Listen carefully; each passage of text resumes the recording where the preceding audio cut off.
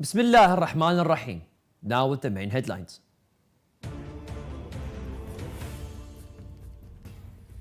Grand Ayatollah Shirazi says that the Messenger of God and the Commander of Faithful never attributed apostasy to anyone.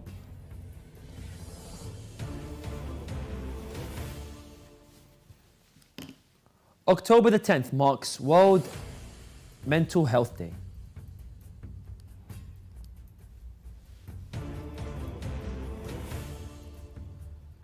Misbah al-Hussein Foundation attends humanitarian programs hosted by United Nations Office.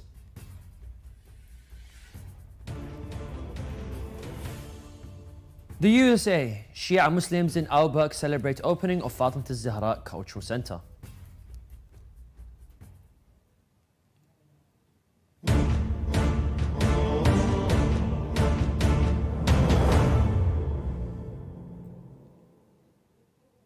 Assalamu alaikum wa rahmatullahi wa barakatuh, dear viewers. This is Yunus Dawood and you're watching Shia Waves live from Imam Hussein TV 3. The daily Scoring meetings of Grand Ayatollah Sayyid Sadiq al-Hussein al-Shirazi was held on Sunday the 22nd of Rabi' al-Awwal. In this session, like the previous meetings, the Supreme Marja answered the questions of the attendees about various jurisprudence issues. Grand Ayatollah Shirazi discussed the rulings of apostasy. Let's watch the statements of Grand Ayatollah Shirazi together. شوفوا نحن أبناء الدليل من ليست له الولاية محل خلاف بين الفقهاء أعماله صحيحة مو مقبولة. جماعة قالوا وأنا أتصور هذا القول أصح أنه أعماله مو صحيحة أصلا.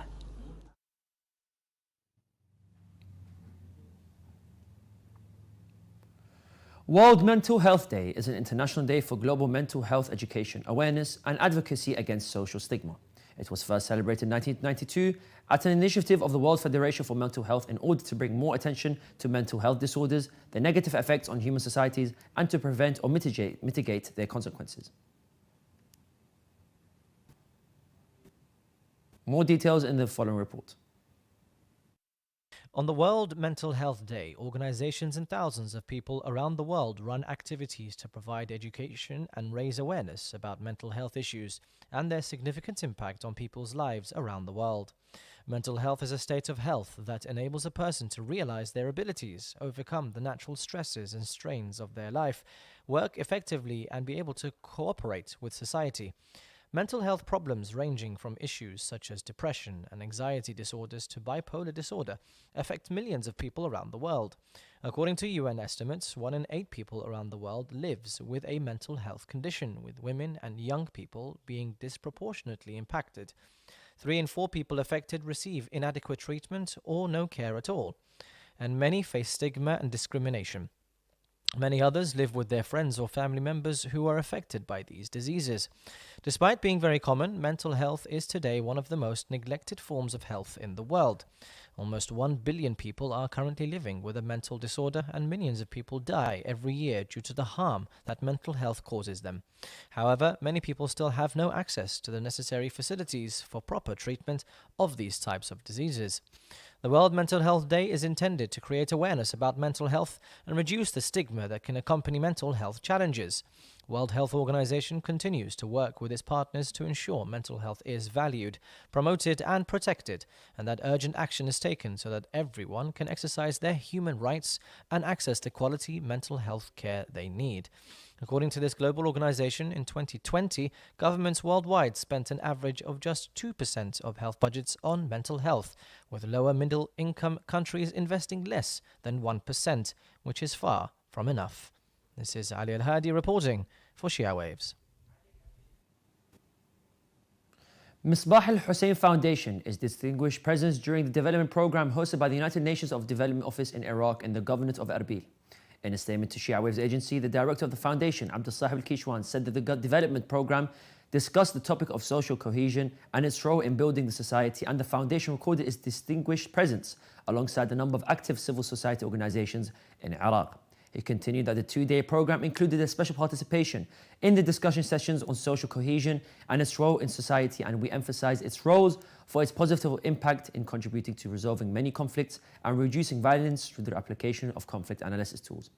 Akishwan also explained that during the sessions, we reviewed a number of initiatives and projects that the foundation is undertaking, most notably the Iraqi Orphan Protection Charter project and an initiative for the foundation's free legal aid center, in addition to the pre-marriage training initiative, stressing that this was met with the approval and agreement of most participants. Let us remind our respective views of today's headlines.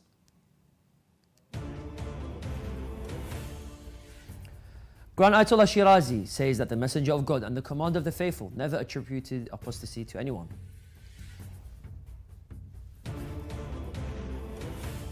October the 10th marks World Health Mental Day.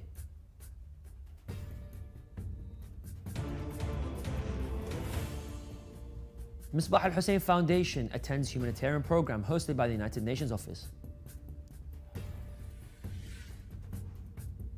Also tonight, as national elections draw near, anti-Shia sectarian violence increases in Pakistan.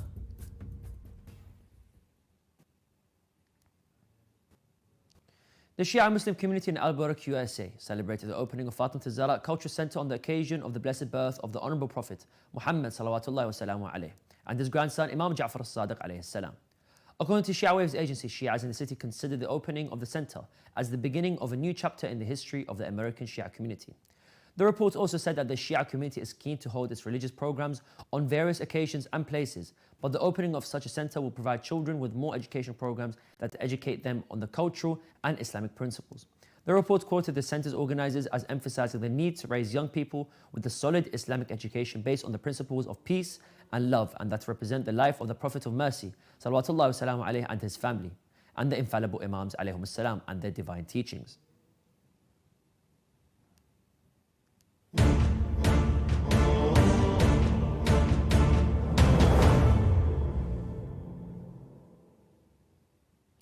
And now we'll continue with some short news. The Office of the Supreme Religious Authority, Grand Ayatollah Sayyid Sadiq al-Hussein Shirazi in Afghanistan's Mazar al-Sharif province, distributed today the monthly financial aids of thousands of families in the city. The office said in a statement followed by Shia Waves agency that these humanitarian activities are carried out to assist the disadvantaged families to meet their daily needs and to live a decent life. It should be mentioned that millions of Afghans are experiencing extremely difficult living and humanitarian circumstances due to the catastrophic events the country has been through. The Shirazi office has confirmed that it will continue to distribute these financial aids to the needy and disadvantaged people in Afghanistan.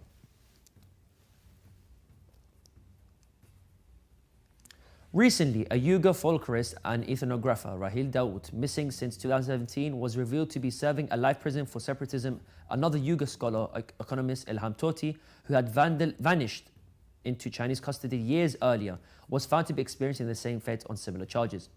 The foundation, which revealed Dawood's life sentence, noted estimates of as many as several hundred Uyghur intellectuals who had been detained, arrested, and imprisoned since 2016. In early 2021, after years of cumulative reports on the internment camp system in Xinjiang, the United Nations states, and the United States and legislatures of several European countries officially branded the treatment of Uyghurs as genocides or crimes against humanity. Since conflict erupted in Sudan in April, Islamic Relief has delivered aid to more than 225,000 people, including displaced and those in desperate need. The UK-based Islamic charity has provided cash support to victims so that the displaced families can buy essentials and medicine and hygiene kits. The organization says it has supplied high-quality, durable seeds to more than 20,000 farmers and provided more than 25,000 people with healthcare support through the temporary health centers. Indian rescue teams are finding it difficult to reach flood-hit areas in the northeastern state of Sikkim, where more than 140 people are missing as the region is still experiencing bouts of heavy rain. The lake burst its banks on Wednesday after a cloud burst triggered torrential rains and an important avalanche, causing major flooding in the Teesta River. The death toll has risen to 55, according to the statement issued by the Indian Army. It should be mentioned that the hundreds of search and rescue personnel have been deployed across Sikkim and the northern parts of the neighboring West Bengal state. A team of scientists at the Korea Institute of Machinery and Materials, KIMM, led by the Dr. Chan Hoon Park, have designed and developed a special powered wheelchair that addresses the major problems regular products cause for the people with walking disability. The experimental new robotic wheelchair can climb stairs and move the user into standing, reclining, forward-leaning or backward-leaning postures as needed. The functionality is intended not only to make life easier but for the user, but also to reduce the likelihood of bed sores or poor circulation caused by staying seated in one position for too long. The chair consists of a central platform with a stair climbing crawler module on the bottom and a standing module on top.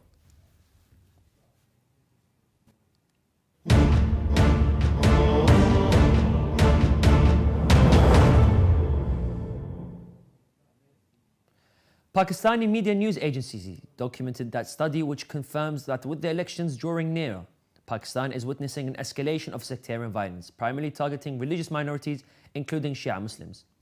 The recent study conducted by Dr. Zakaria Karim revealed that terrorist incidents and ongoing violence affect Shia Muslims, as well as the Ahmadiyya sect and various minorities, including Christians and Sikhs. Karim mentioned that members within the Islamic parties registered by the Election Commission who are preparing to participate in the upcoming national elections expected in January have intensified acts of violence targeting religious minorities, even as Pakistan sees new record numbers in killings and suicide attacks carried out by banned terrorist groups. Meanwhile, independent journalist and researcher Muhammad Nafis said it's truly unfortunate that sectarian violence has claimed the lives of 168 people this year, including a large number of Shia Muslims, Christians, Ahmadis, Sikhs and others.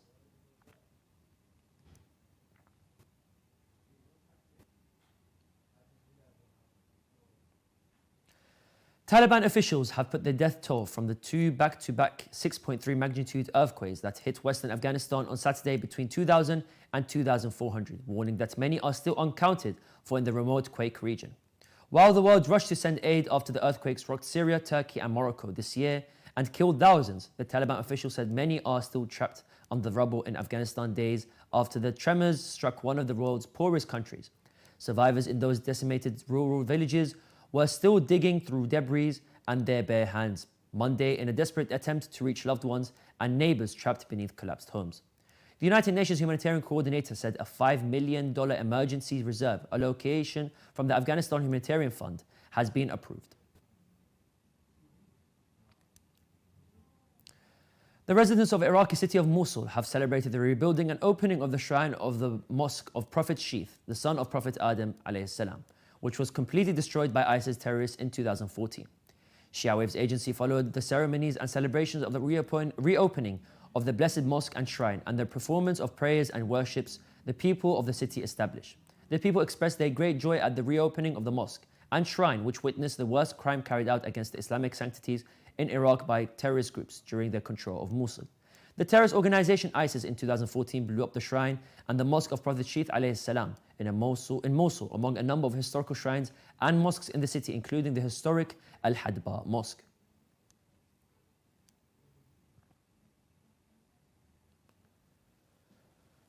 We have reached the end of today's Shia Wave show. Let's remind our dear viewers of today's headlines. Grand Ayatollah Shirazi says that the Messenger of God and the Commander of the Faithful never attributed apostasy to anyone. October the 10th marks World Mental Health Day.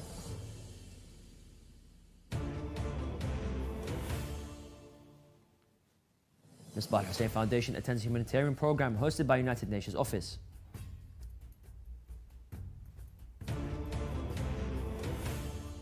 USA Shia Muslims in Alberg celebrate opening of Fatima Zahra Cultural Center.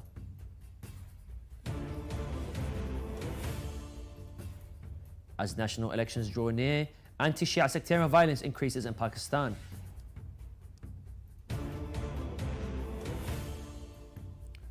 Afghanistan earthquake death toll climbs amid frantic search rescue efforts.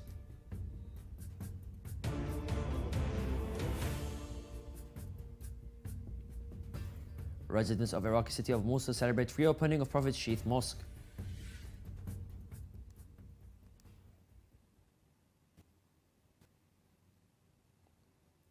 You can view the latest news on Shia Waves' website, and you can send news of your city or country to be published on our news agency. Contact us on the numbers at the bottom of the screen. This is the end of today's news. Thank you for watching, and we pray to Allah the Almighty to hasten the reappearance of the Master of our time. Wassalamu alaikum wa rahmatullahi wa barakatuh.